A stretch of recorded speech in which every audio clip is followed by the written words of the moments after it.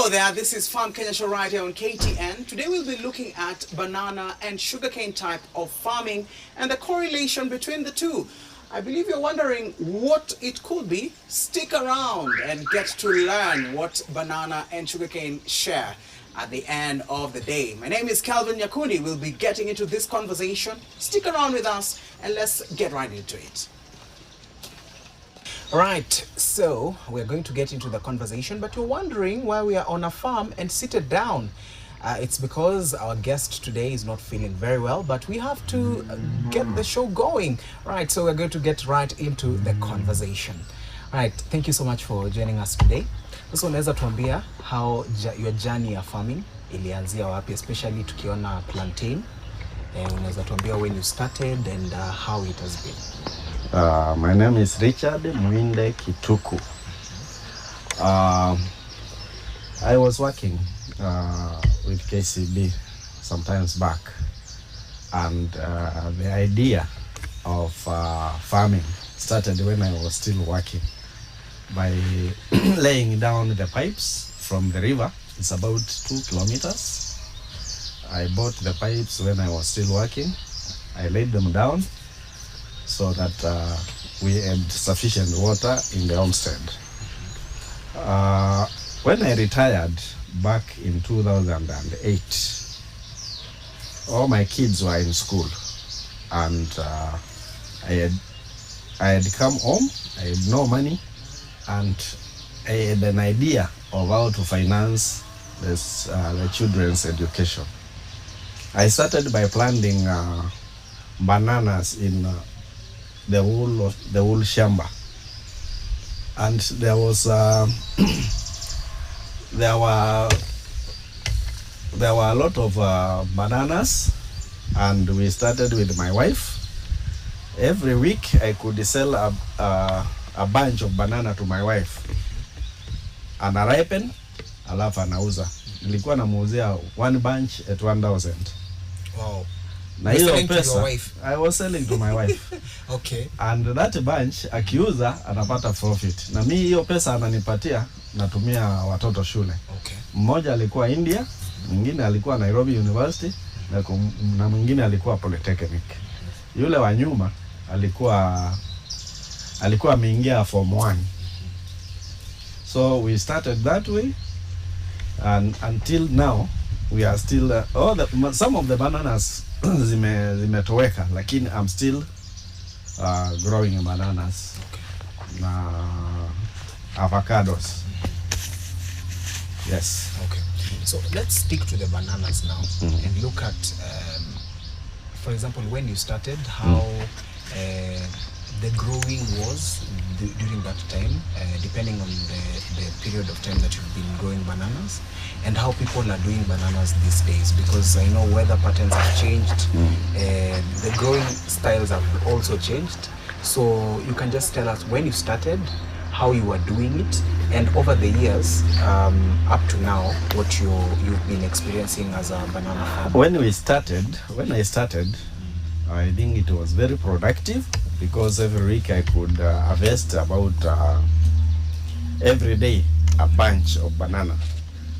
And because the demand of my children was not very much, I could raise about 3,000 shillings in a week.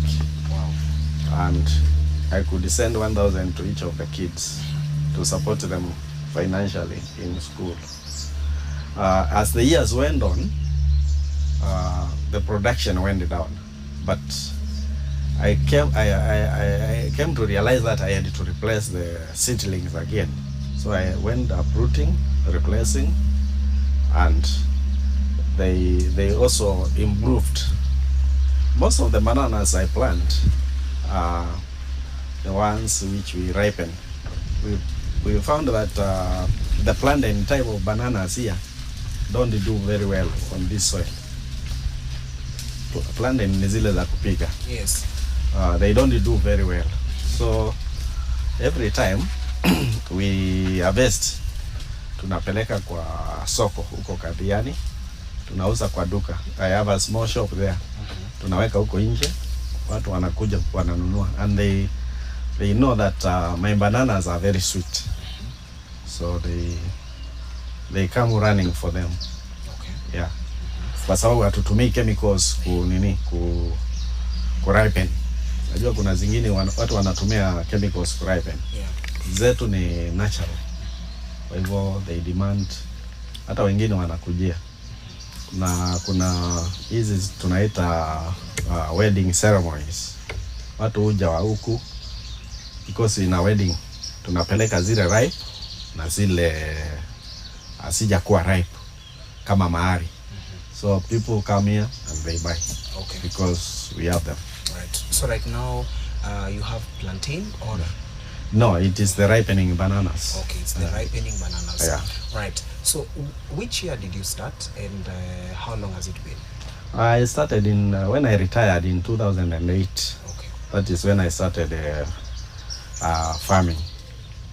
Kwa sababu nilikuja nikakuta nyumbani hakuna kitu ya kuniletea pesa. Nikaingia kwa shamba. Mimi na mfanyikazi. Tukaanza hiyo mazi. Na already nilikuwa nimeestablish hiyo water system. Nilikuwa nimejenga kadamu kadogo ya kutrap water. So it was existing by the time I came. Ni kuanza kazi. Okay. So when it comes to the ripening bananas and a farmer is setting up the farm, what do you need to look at in terms of preparation of the land, what needs to be done? So from your experience, when you look at a person who's trying to do this type of farming, what do they need to focus on? One thing you need to have is land itself. You need to have water because bananas cannot do where there's no water. And I think I have sufficient water supply here because wakati wa mvua I fetch water and I fill all the tanks so that during the dry season kuna drip system ninatumia kuweka kwa kila banana.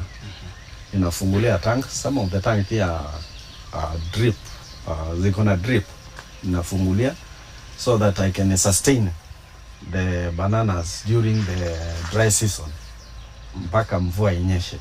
Although ninaweka kidogo maji kidogo. Okay. And then when you are preparing the holes for planting the bananas, you dig about 3 feet wide and 3 feet deep, or even sometimes 4 feet. And then you add manure, cow dung manure. That's how fertilizer does not do well with the bananas. Okay. Yeah. And what is the reason for those sizes, the 3 feet and or the 4 feet? What do they help in when you're growing the banana? They help in for the nini plant to extend roots and also bring up some shoots, some new shoots, so that when you harvest the first one, kuna zingine zinatokea. Yeah. Okay. Right. Now, after you have dug and you now want to grow your banana, when it comes to taking care of the plant for it now to grow to maturity, what does it take for a farmer?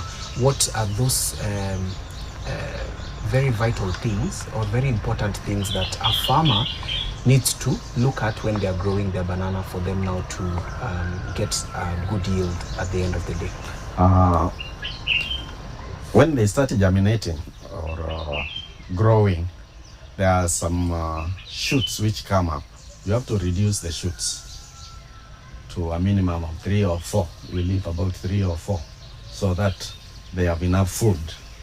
They are satisfied with the manure.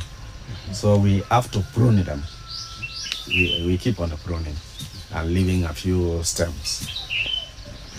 And also now, when it comes to also taking care of maybe the weeds and everything else that is going to affect the plant, what does a farmer need to do?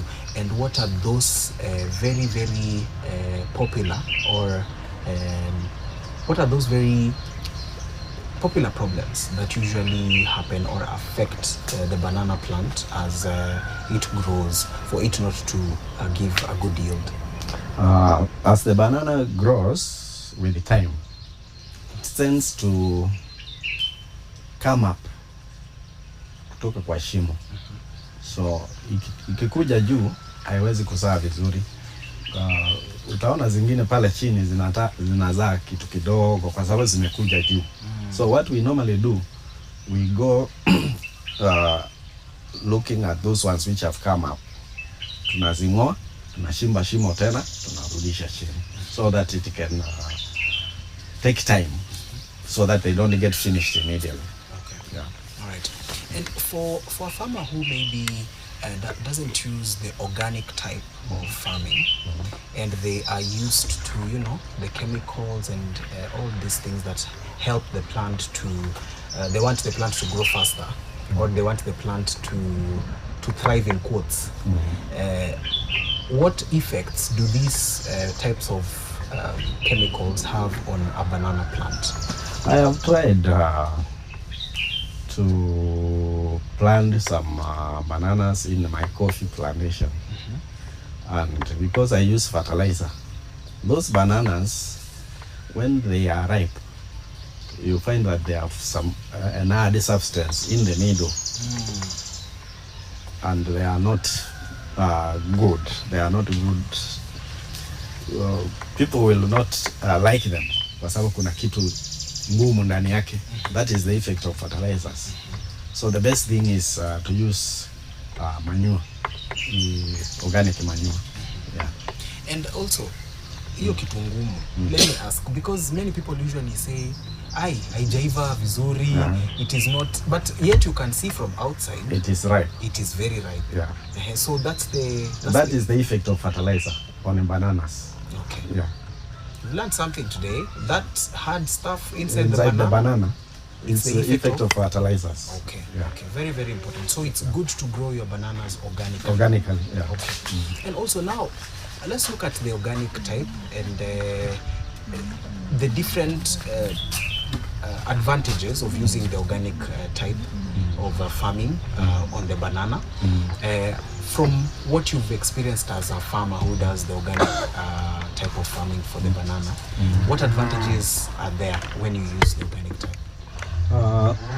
When I use the organic type of fertilizer, that is manure, actually it stays long than the fertilizer on the soil. That is, I can use manure once in a year, and for the oil in 2 seasons, the manure is still there. Yeah.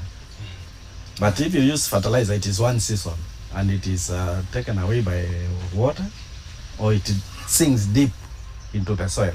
But the organic manure will remain on the soil. Okay. Yeah. All right. And now you've spoken about seasons. Yeah. Let's look at the different seasons we have in a year. We usually have a season where it's very dry, and a season where it's raining a lot. Yeah. So how does this affect the banana plant? Actually, wakati wa kiangazi, the way I had told you before, I use the water I've stored to mitigate the effect of the dryness on the bananas. I use drip irrigation. I put a drip on each plant. So I open, even if it is once a week, that banana will have some moisture there, and that will keep it strong until it rains. Because normally we have the dry period from August to October. That time I use the water I've stored here. It's a lot. There are so many tanks, and I have a borehole here. Apart from here, niko na borehole nimechimba, which supplies me with water to make sure that my plants are always green. Okay. Very well said. And now, is there anything like too much water on the banana plant? Because now, what if it rains and then supersedes or goes beyond the level that was expected? What I can say is that there's too much effect on too much water. There's a lot of effect on too much of water. But the best thing about this soil here, so much porous. Once you put the water here, like this dam was full, the water, we pumped it, it filled this area, as you can see. Yes. But it sank. So the soil here is very porous. So the water will sink down and it will have no effect on the plants. Okay. And if you look at my shamba, hakuna maji inaenda mahali. Hata ninachukua maji ingine, ile inapita kwa barabara, ninaweka kwa shamba. Ile inaenda na barabara, ninaiweka kwa shamba. Kwa sababu it will sink. And that will assist me to make the shamba always green. You can see there is Nevia grass. It's because of the water, runaway water from the road, ninaweka kwa shamba. Yeah. Alright. Na ile maji inatoka hapo kwa boma, ile inamwagika matangi ikijaa, yote nimetengezea faros, inaingia kwa shamba. Haitoki. Yeah, it doesn't go anywhere. Okay. Yeah. And now that you've spoken about the water and how you distribute the water. Yeah.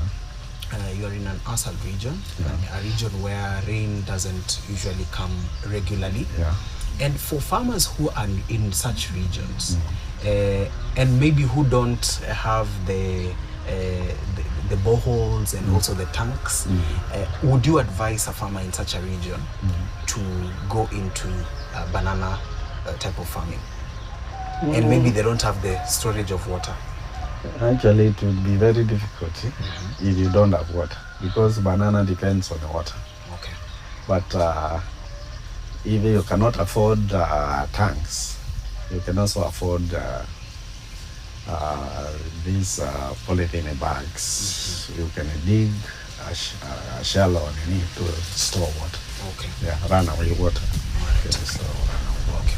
Now let's come to the banana plant and look at, we had reached where now it's mature, it is now flowering, and you can see the bananas which have grown.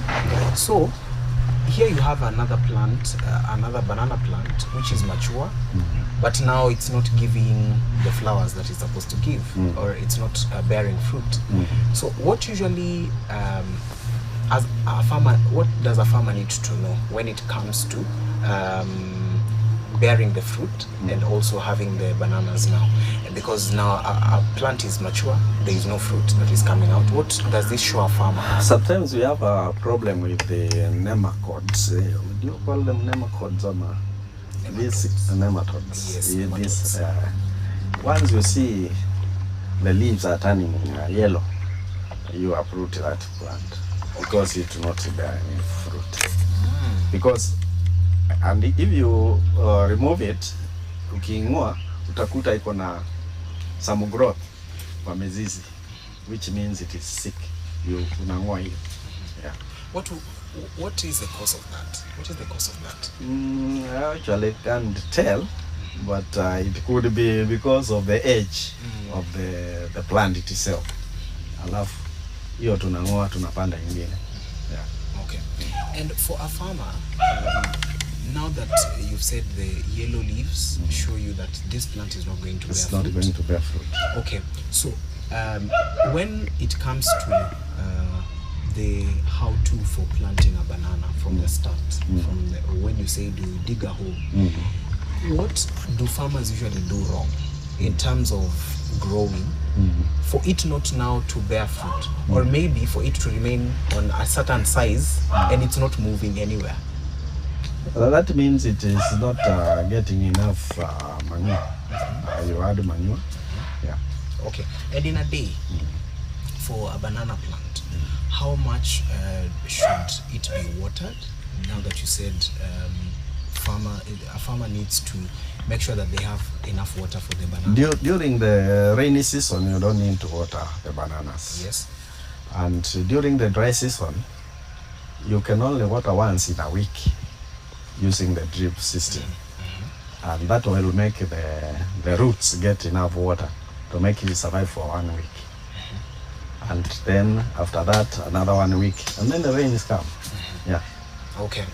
And now, After you have harvested the banana, Yeah. you have it, you have it on the side, and also you've collected them, now you've harvested.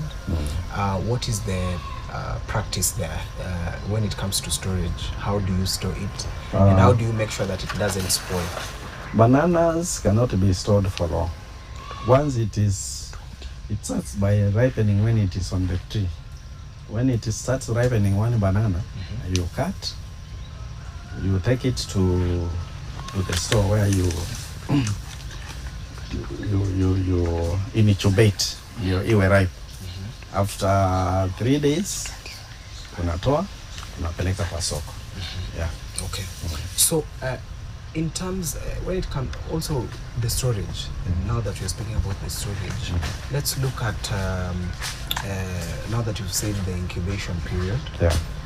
that is now, you're incubating it and then you're taking it to the market for maybe selling or maybe wherever you need to take it to. What contributes to it spoiling, especially during the storage? One is the weather. Sometimes it might be cold.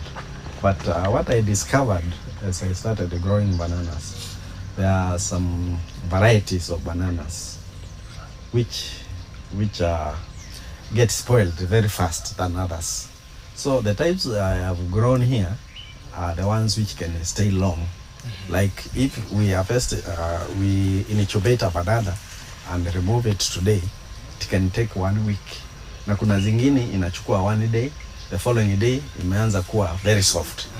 The type of bananas which we plant here, we select the type. Kuna zile zinachukua muda kuharibika. Like the ones we have here, they can even stay for 1 week when they are ripe. Wow. And they don't get soft. Yeah. Okay. All right.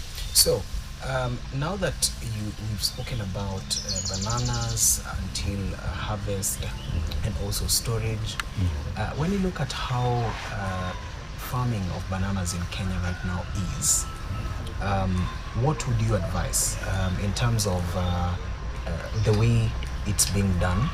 And also, now that you said when you started, there used to be very many and the varieties were there, but these days maybe there's a difference that you've seen. So right now, you as a banana farmer who has been doing it for almost 18 years now, what does it look like?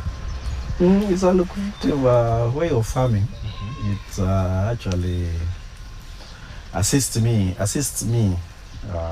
in managing the farm by giving me cash to pay cashiers to assist me in the farm. Yeah. Okay. And finally, before we go for break, what would you advise a young farmer who wants to start and they want to say, okay, I want to do banana farming and this is what I want to get into? Farming actually has to be in your blood. It's a tedious job. So you have to sacrifice. And you see, some people don't like that. You don't. If you find me here with my cashews, you will not differentiate me from them because hata matope ni bashika. So you have to sacrifice yourself and be dedicated in what you are doing. Okay. Sacrifice your time. Yeah. All right. Thank you so much for giving us your insights. Don't go too far. We're going for a short break. But when we come back, we're going to be speaking about another type of farming. So stick around for you to find out. We'll be back with you.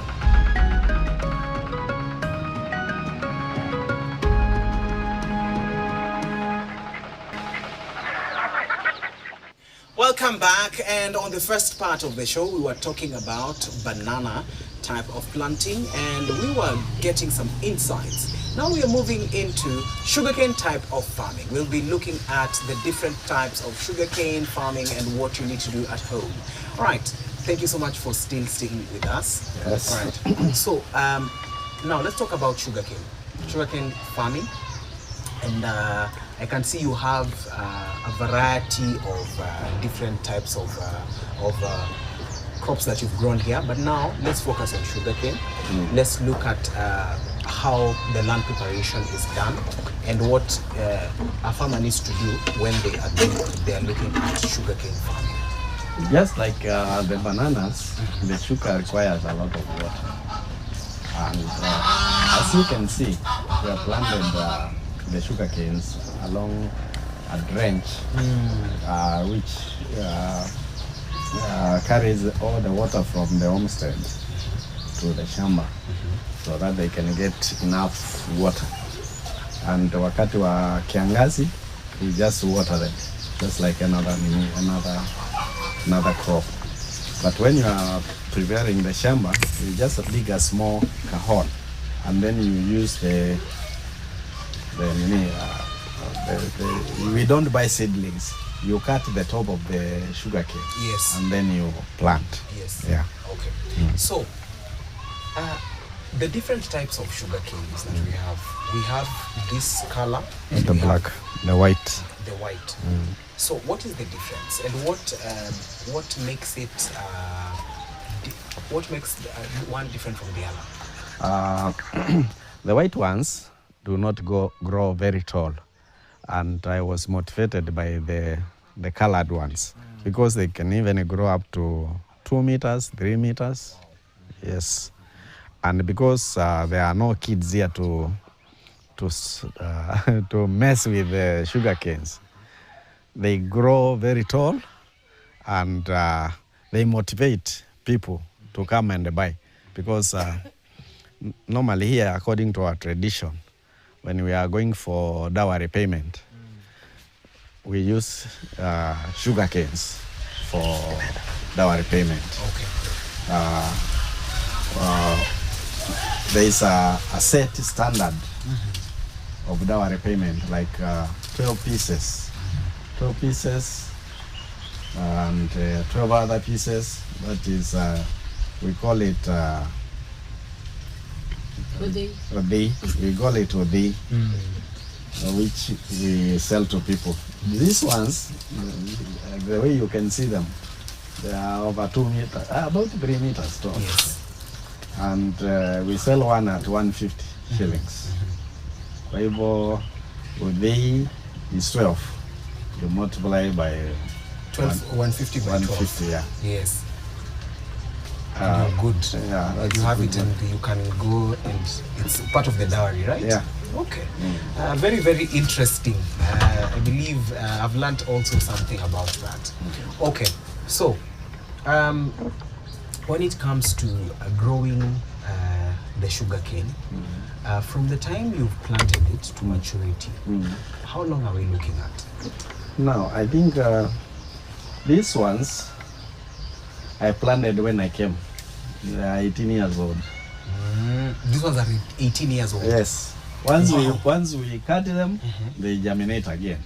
What we need to do is, once we cut them, chukua mchanga unaweka kwa nini, kwa the socks, the cuttings. Alafu zina shoot tena. Yeah. Okay. So these ones are 18. Yeah. You put them right where they are 18 years ago. Yeah. Okay.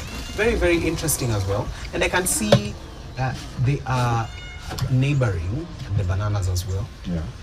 So what is the Correlationship. the correlationship between them? Because both of them will require water.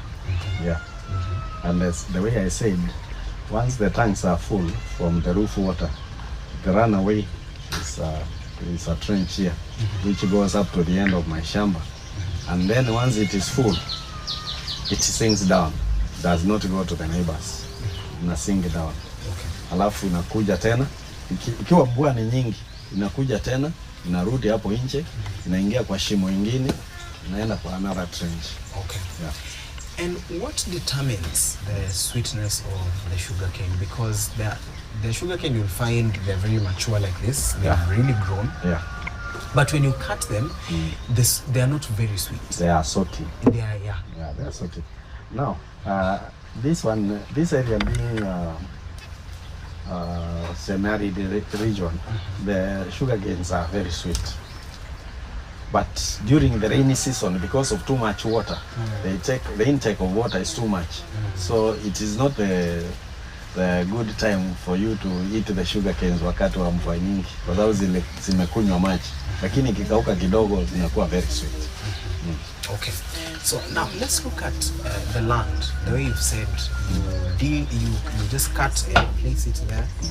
Are there any other management practices of this particular plant that you need to do as a farmer? With the sugar cane, there is no labor involved. Wow. Once you plant them, you uproot the weed, they grow. Okay. Yeah. And for example, if a farmer cuts this and puts it on the ground, of course, as normal, and then the supply of water is not as much, what are we looking at in terms of the outcome at the end of the day? They will dry because if there is no water, I can't do where there is no water. But where I planted them, there is there's an outlet of the main tank there, and there's a pipe running in. I also water them when it is dry. Yeah. Okay. And in a day, for the sugar cane, how long or how much do you water the sugar cane plant in a day? I rarely water them during rainy season. Even during the dry season, I rarely water them because they use the water which comes from the bathroom. Inapita kwa hiyo mtaro, na hiyo mtaro is iko na is cemented. So the water, if you look at the sugarcane, the roots are running into the canal, and they pick the water there. Okay. Yeah. Right. So we rarely water them. Yeah. Okay. So you as a sugarcane farmer, what are some of the challenges that you've been able to encounter, especially when it comes to growing sugarcane? I mean, you've been doing it for a very long time. Yeah. So what are some of the challenges that you can guide someone who's watching at home, if they encounter, they can at least get out of? The main challenge here is ants, termites. They tend to destroy them even when they are very big. But what we normally do is we make sure that there are no dry leaves under the sugarcane. We remove them because those ones are the ones which attract the ants to come, and as they eat the leaves, they come and destroy the sugar canes. But we make sure that there are no dry leaves underneath there. Okay. Yeah. And because you've spoken about the dry leaves, and they bring the termites. Yeah, the termites. So, despite the dry leaves, are there any other?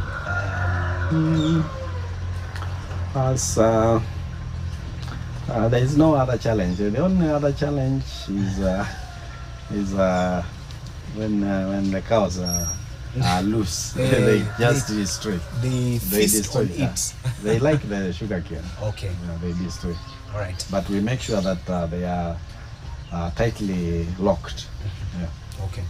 So as a sugarcane farmer, what are some of the other crops or plants that you can grow around the sugarcane in order for them to help it grow? Are there any other? Actually, there is no other plant you can grow there because the sugarcane roots are fibrous and they spread the whole place such that nothing else can grow there. So if you grow anything near, it will be destroyed. Yeah, it won't survive. Okay. Because the roots are spread everywhere. Yeah. Okay. So for a sugarcane farmer who is experiencing maybe stunted growth of the plant is not growing, or the sugarcane is at a level where whatever they were expecting, if maybe they had planted and expected maybe to get a very healthy and bumper harvest at the end of the day, they are getting very few. What could be some of the things they are doing wrong when it comes to taking care of the sugarcane? I think with the sugarcane, it also depends with the soil structure.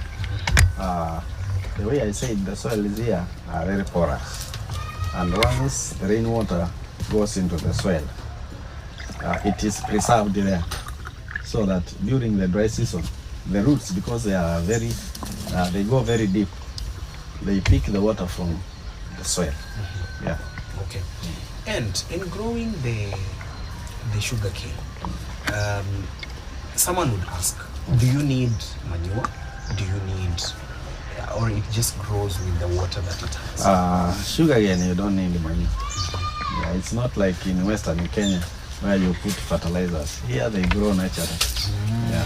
We don't put manure, we don't put fertilizer. So, for a sugarcane farmer, what should cause alarm? What should show the sugarcane farmer that this, whatever I'm growing is not going to, like we said for the banana, so what is the indication to the sugarcane? Actually, normally when you look at your sugarcane trees, you'll notice that they also turn in their leaves once they are affected by ants at the bottom. Then you can go and uproot that one, and then you see whether you can scratch the soil there so that you distract the ants. Oh, that's the only thing. Sometimes I use ash, firewood ash. Ninamwaka hapo chini. That one repels the ants. Yeah. Okay. That is normally the only medicine I use. Right.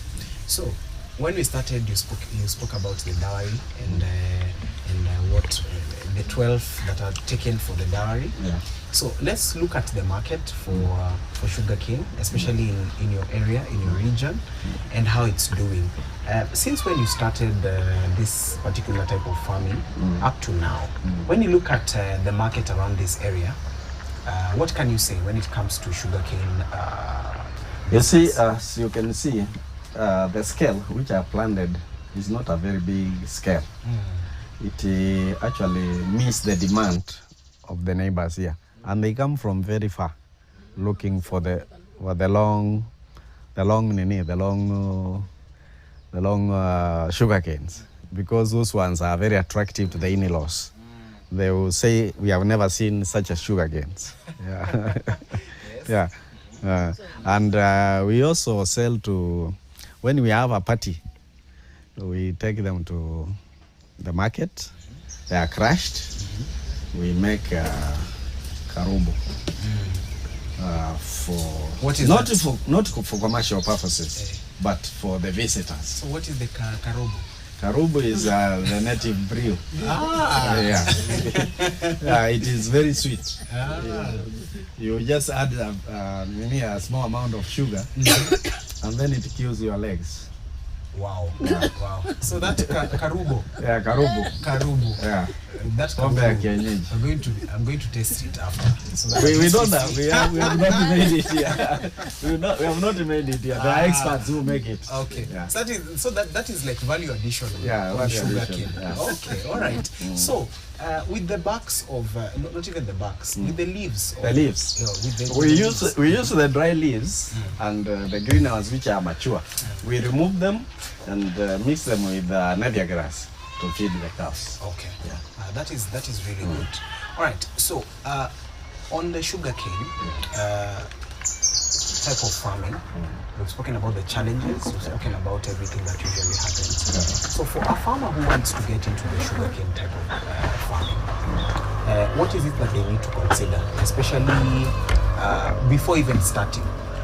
They should consider their soil structure. And normally, sugarcane planting needs the room soil, which is mixed with the sandy soil. Because if you plant on a clay soil, they won't do. Or if you plant them on stony soil, they won't do. But there is that loose loam soil, which is sandy, almost sandy. They do very well there. Okay, so the soil is important? The soil is important, and the availability of water. Yeah. So now that we've looked at all these things, let's look at the different types of sugarcane, because when we were starting, we spoke about this colored one and the white one, and which do well in this particular region, especially in your region. Now that it's a bit dry, which one does well in this particular region? Now that you have this, does the white one also do well? Actually, according to my research here in my compound, the colored ones do very well here. But if you go to along the rivers, they grow the white ones.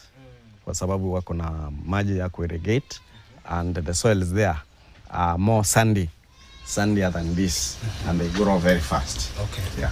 And for you, if you say if you want to grow the white one here, it means you will need to add more water, or the white one is also actually well here. Actually, I think the soil here does not favor the white ones, because they rarely grow very tall. I don't know whether it is manure or the type of soil. Could be as the acid or what. I don't know the nature of the soil. They don't grow very tall. Or the pH. Yeah. Okay. Yeah. All right. So since when you started and until now, it's been 18 years. Those are not. Yeah, a lot of years. Those are very many years. Yeah. What have you gotten to learn as a sugarcane farmer in these all 18 years, in terms of taking care of the sugarcane and even managing it? What is it? What are some of the lessons that you've gotten?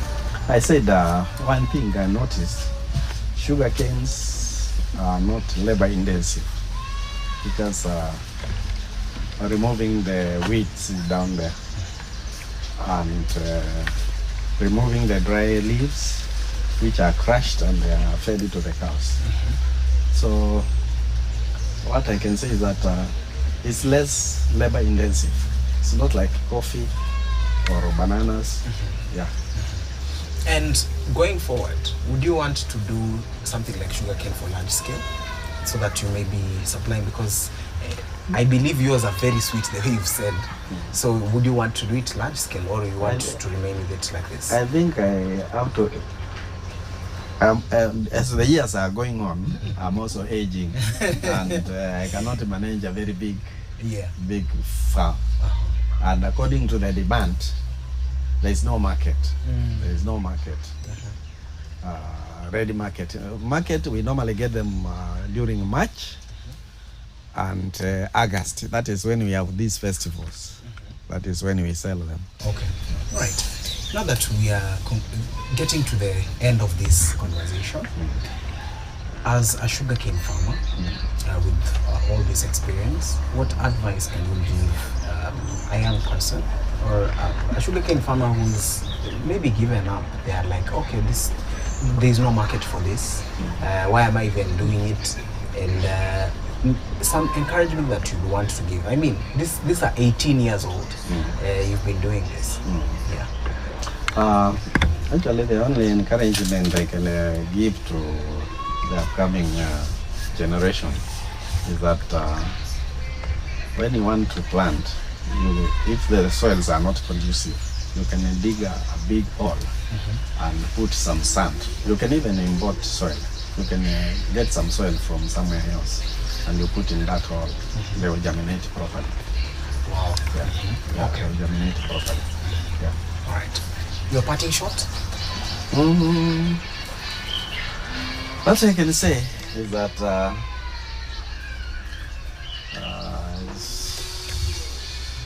farming, I've done it for 18 years since I retired, and it has been my support throughout my life.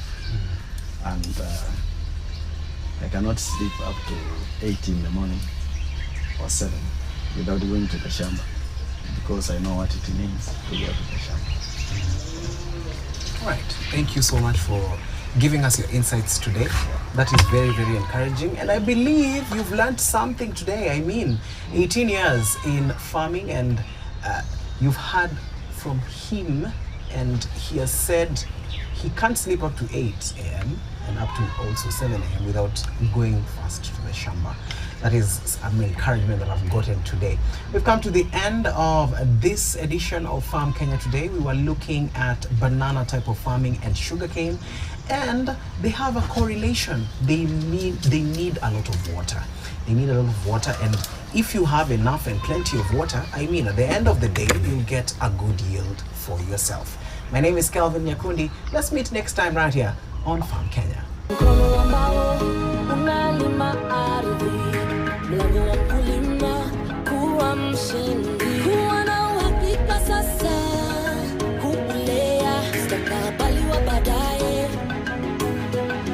Tufanye kazi pamoja na tukue pamoja kuimarisha Kenya.